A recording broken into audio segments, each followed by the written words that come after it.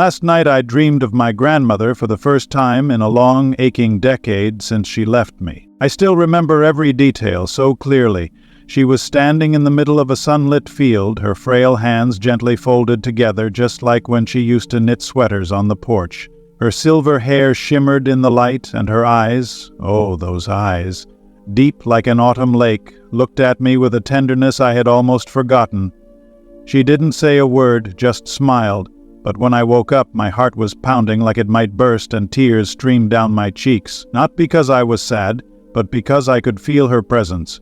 Closer than I ever imagined, like I could reach out and touch her once more. Have you ever had a dream like that? A dream that wasn't just fleeting images drifting through the night, but an electric current running straight into your soul, waking you up with a question: what just happened? When loved ones who've passed, those you once held, laughed with, cried for, step into the realm of dreams. Don't you ever wonder, what is this? A memory carried on a passing breeze, or a door slightly cracked open to a place we've never been, yet deep in our hearts, we somehow know it's real.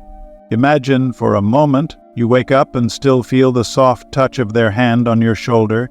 You still hear their voice echoing somewhere in the quiet of the early morning.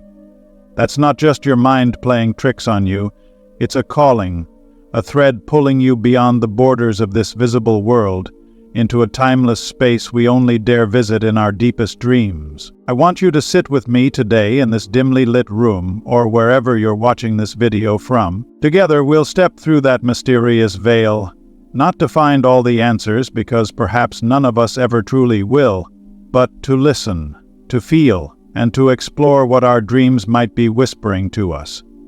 Because I believe, deep in my soul, that when the departed come to visit, they never come alone. There's a greater hand at work, a deeper meaning waiting to be unveiled. So take a deep breath and let your mind drift into this story. But this isn't just a video, it's a journey, a conversation between you, me, and the souls who were once part of our lives. Let's begin. Together. Think of dreams as an ancient bridge stretched across the river of time. It's not something you or I created. It's been there for thousands of years, since the days when humans sat around fires, gazed up at star-filled skies, and wondered about the meaning of life. In the Bible, there's a man named Jacob, a wanderer in the desert with no home, nothing but a stone for a pillow. But that night, as he drifted into sleep, he saw something miraculous. A ladder reaching up to heaven, with angels ascending and descending, and the voice of God echoing through the night, promising a future beyond anything he had ever dared to dream. That wasn't just a dream. It was a vision, a doorway between his world and eternity. But you don't have to go back thousands of years to see this. Just look at America itself, the land of dreams, both literally and symbolically. From the native tribes of the Great Plains, where elders saw glimpses of the future through smoke and summer dreams, to the little wooden churches of the South, where people spoke of dreams that guided them through the darkness of slavery and war. Dreams aren't just a scientific phenomenon. They are a language, a form of speech that your heart understands before your mind ever has the words for it. So when a loved one who has passed appears in your dream, don't dismiss it as a trick of the subconscious. Picture this instead: a delicate thread shimmering like a spider's silk in the sunlight, stretching from your heart to a place beyond the laws of time and space.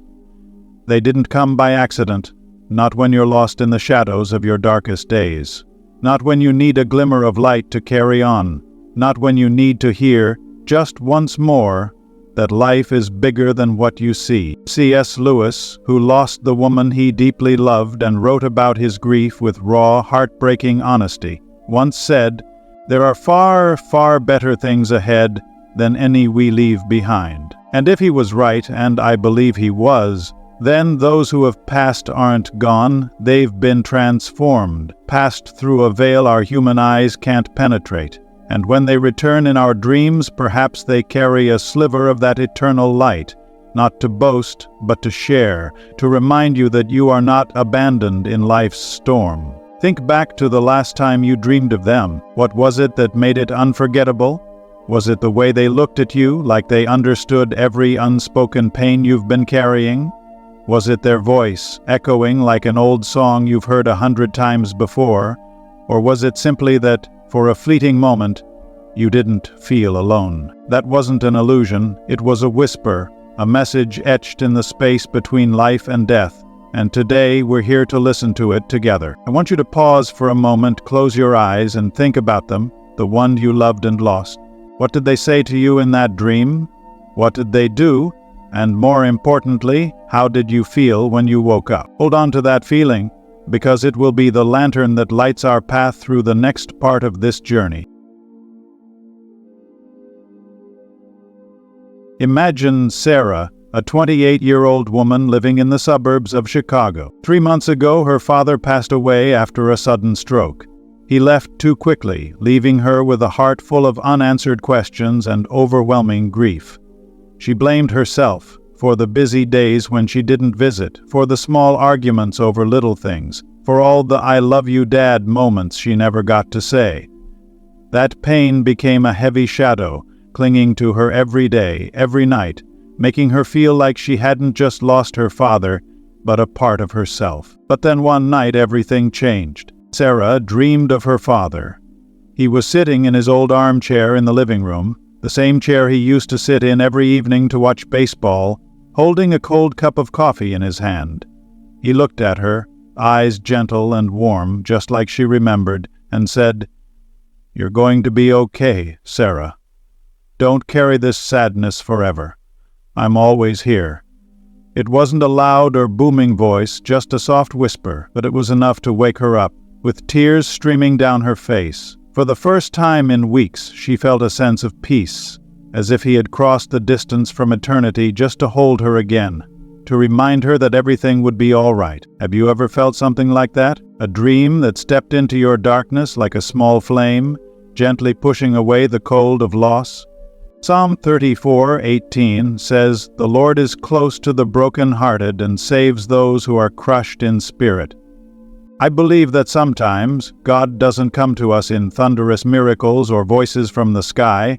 He comes through the ones we loved, through gentle dreams like a nighttime breeze, carrying the comfort we need most. Think back to the last time you lost someone. Maybe it was a parent, a sibling, a close friend, someone whose absence left a space nothing else could fill. That kind of grief can break you, make you feel like part of your soul has been torn away. But then they appear in a dream, maybe just a fleeting smile, a familiar phrase like, "Don't worry, it'll be okay," or simply their silent presence. Just enough to warm your heart in the middle of your storm. That's a moment when love crosses the boundary between life and death. A gift from something greater, whispering, "I see you, I know you, and I will not leave you alone." I once heard a story from someone who watches this channel. Her name is Emily and she lives in Texas. Her grandmother passed away 5 years ago, and she'd always carried guilt for not getting the chance to say goodbye. One night she dreamed of her grandmother in the kitchen, baking her favorite cookies, just like she used to. Her grandmother didn't say a word, just handed her a cookie and smiled.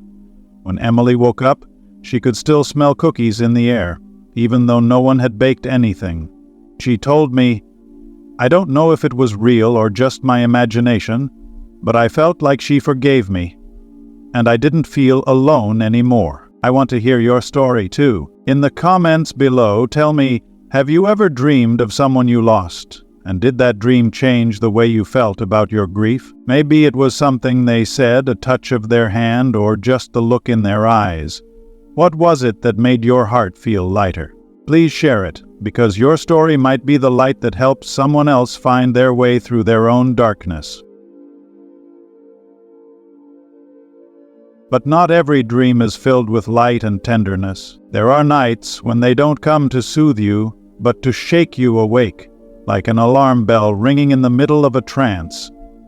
In the Bible, there's a story that always sends chills down my spine. The wise men, who followed the star to find baby Jesus, were warned in a dream, "Do not return to Herod. Do not let evil know where the child is." They listened, and that dream saved the life of a savior. Then there's Joseph, the earthly father of Jesus, who was urged in a dream, "Flee to Egypt now, before blood is spilled." Dreams are not always lullabies. Sometimes they are cries from eternity, echoing through time to protect you. Picture John, a 35-year-old man living in Ohio. His older brother Michael died 5 years ago in a car accident, a day John still blames himself for, wishing he had stopped Michael from driving in the heavy rain. One night, Michael appeared in John's dream. He wasn't smiling. He didn't say anything loving. He shouted, "Stop, John, don't do it." His voice was urgent, his eyes full of fear, as if he was standing on the edge of a collapsing road. John woke up drenched in sweat, heart pounding, unsure of what it meant. 2 days later, John discovered he was about to invest his entire life savings into a financial scam, a decision he had planned to finalize that very day. Coincidence? Or a warning from beyond the veil, from a soul still watching over him with a love that never fades? I heard another story from a friend in California. Her name is Rachel. Her mother passed away 3 years ago from cancer, and they had been very close. One night, Rachel dreamed her mother was standing at the front door, knocking frantically, her voice full of urgency. "Check the furnace, now." Rachel woke up, at first thinking it was just a strange dream, but something told her to follow her gut. She called a technician to check, and they discovered a carbon monoxide leak. If she had ignored the dream, she and her entire family might not be here today. She told me, "I don't believe in ghosts, but I believe my mom saved me that night." When the departed come to you in urgency, don't turn away. Maybe they're not here to say goodbye, but to protect you, to pull you away from a danger you haven't yet seen. Love doesn't end at the grave. It's powerful enough to cross time and space just to keep you safe. I used to think dreams were just a resting place for the soul, but now I know. Sometimes they're a lighthouse in the storm, a light guiding you away from the shadows. So the next time you dream of them and feel a sense of unease, pause. Don't brush it off as just a nightmare. Sit down, close your eyes, and ask yourself, what is happening? What are they trying to tell me? It might be a warning about a decision you're about to make, a relationship you need to reconsider, or something in your life that you've been neglecting. Pray. Listen, because in those dreams, you're not just hearing from them, you might be hearing the voice of something greater, quietly guiding and protecting you through every step of this journey. Now imagine Lisa, a 40-year-old woman living in Seattle. 2 years ago, her mother passed away after a long battle with illness. Lisa wasn't there when her mother took her final breath. She was in a meeting at work, thinking there was still time. But time waits for no one, and her mother left this world with apologies Lisa never got to say and hugs she never got to give. That regret became a knife, cutting into her heart day after day, night after night, leaving her wondering, did Mom forgive me?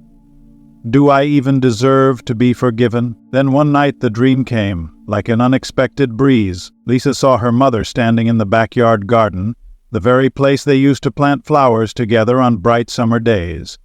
Her mother didn't scold her. She didn't stay silent. She walked up, placed a gentle hand on Lisa's shoulder and said, "You don't have to carry this burden anymore, Lisa. I love you. Always."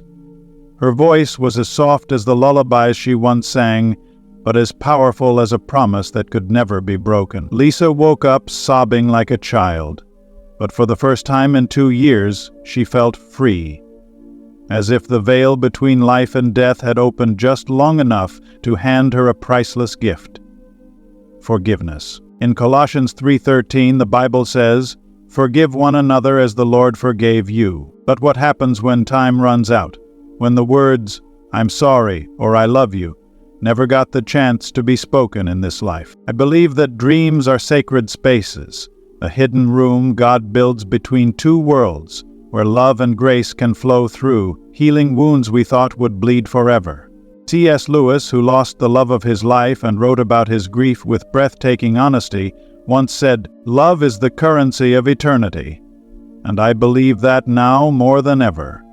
The words we didn't say, the actions we didn't take, they don't vanish. They're held, wrapped carefully in the light of eternity, and return to you in dreams. Maybe you hear them say, "I forgive you," or "Let go.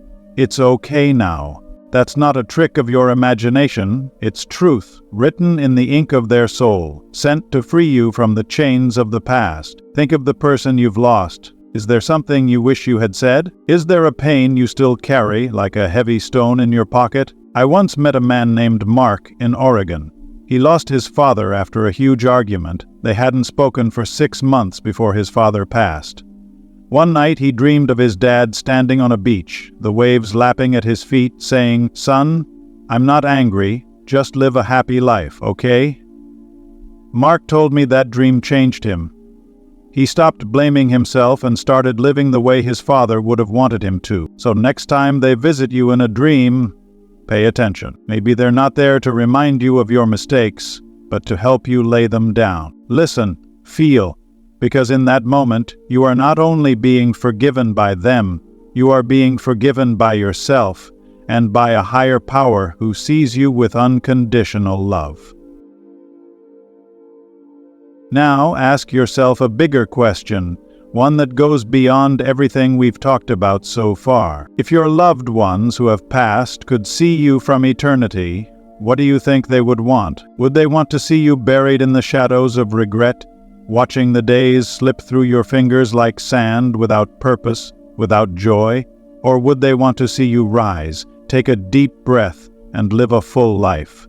A life they could smile at from afar and say, "Yes, that's the person I love." In Psalm 90:12, there's a simple yet powerful prayer, one that can take your breath away. Teach us to number our days, that we may gain a heart of wisdom. The dream you had about them isn't just a fleeting memory. It's a bell ringing in your soul, a reminder that time waits for no one, and that every day you wake up is a gift wrapped in the light of life. But that gift is not meant to be stored away. It's meant to be opened, used, and turned into something beautiful. Imagine them standing there in your dream, looking at you with eyes full of hope. They are not disappointed in your missteps. They're not judging you for the days you've lost. They're saying, "Don't waste it. Live. Truly live. Because this life is more precious than gold and shorter than a blink in eternity." I believe when they visit you, it's not just a whisper from the past, it's a flame from God, lighting the path ahead, urging you to look in the mirror and ask, "What am I doing with my time? Am I living a life that matters?" I once met a woman named Grace in Florida. Her husband had passed away 10 years earlier, and she had been living like a shadow. No joy, no purpose, just existing. But one night she dreamed of him standing on the beach where they used to walk together. He said, "Grace, I want you to smile more. Don't let life pass you by." That dream woke something inside her. She started volunteering, took dance classes, and began to live again, just the way he had always loved her to live, brightly and boldly. She told me, "I'm not just living for myself anymore, I'm living for him too. This is my call to you, or rather, this is their call through me to you. Love more deeply. Call that old friend. Hug your family a little tighter. Say, 'I love you today,' because tomorrow is promised to no one. Forgive faster. Let go of the grudges weighing you down like a rusty anchor, and give your heart the freedom to rise and live. Live as if every single day is a gift straight from God's own hands, because it truly is. Dreams are not just doors to the past. They are the wind that pushes you forward into a life worth living. Now imagine this. One day you'll see them again, not in a dream, but in the eternal light. What do you want them to say? "You did well. I'm proud of you. Live today so that one day those words will be true." We've walked a long journey together today, from sunlit fields to cold silent nights, from gentle words of comfort to urgent warnings, from healing forgiveness to a powerful call to live fully. Dreams of those who have passed are not just fleeting images in the night. They are delicate threads, shimmering like spider silk in the sunlight, connecting you to an eternity that can only be felt with the heart. They are whispers from God, sent through the souls you once loved, once held, once wept for. C.S. Lewis, who lost his beloved wife and found hope amid his grief, once wrote in The Problem of Pain, "God whispers to us in our pleasures, speaks in our conscience, but shouts in our pain." And I would add this: He also whispers in our dreams, softly, like the wind through a field, deeply, like the ocean's depths, and meaningfully, like a song only your soul can understand. Are you listening? The next time you dream of them, don't turn away. Pause, sit in stillness, close your eyes. Ask God, what are you trying to say to me through this dream? What do you want me to see, to feel, to do? Maybe it's a message of comfort to soothe your aching heart. Maybe it's a warning to protect you. Or maybe it's just a tender reminder that you are never truly alone, that they are still there and God is still there, walking every step with you. If you feel called to, share your story with me in the comments below. Who visited you? What did they say? And how did that dream change you? I'll be right here, reading every word, walking this journey alongside you, because you are not alone in this story. We are all part of something greater, something more beautiful and eternal than anything the eye can see. And when you close this video and return to your life, take this with you. Dreams are not the end. They are the beginning of a story God is still writing for you, line by line, word by word. Those who have passed are not lost. They've simply gone ahead, waiting for you in a place where pain fades, tears dry, and love reigns forever. One day you will see them again, not in the shadow of a dream, but in the radiant light of eternity. Thank you for being here with me for every minute, every second of this journey. Hold on to hope, hold on to love, and keep listening, because even in your deepest dreams, God is still speaking and the ones you love are still whispering, "We are here and we always will be."